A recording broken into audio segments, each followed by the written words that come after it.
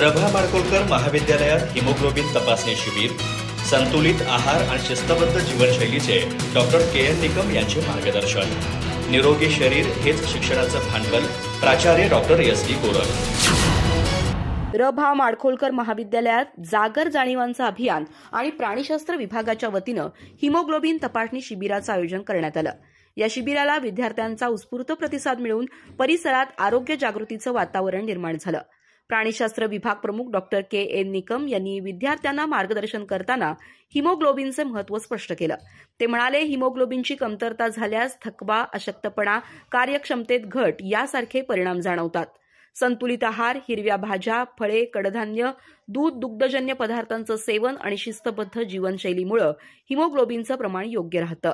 विद्यार्थ्यांनी आरोग्याची काळजी घेतल्यास शैक्षणिक यशातही भर पडते, असं त्यांनी सांगितलं.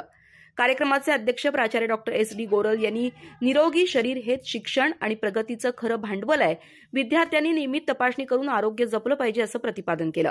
कार्यक्रमाचं प्रास्ताविक डॉक्टर सौ आर.के. कमलाकर यांनी केलं. सूत्रसंचालन प्राध्यापिका सौ मयुरी कांडर यांनी केलं, तर आभार प्राध्यापिका मोनाली हंडे यांनी मानले.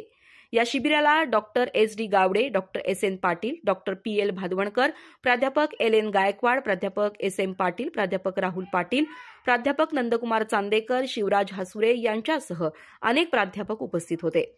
विद्यार्थ्यांची उपस्थिती लक्षणीय असून ऐश्वर्या येळवटकर हिनं सक्रिय सहभाग नोंदवला. या शिबिरामुळे विद्यार्थ्यांमध्ये आरोग्याविषयी जागरूकता निर्माण होऊन निरोगी समाज घडवण्यास हातभार लागणार असल्याचं समाधान उपस्थितांनी व्यक्त केलं. अधिक माहिती आणि ताज्या घडामोडींसाठी आजच आमचे चॅनल सबस्क्राईब करा.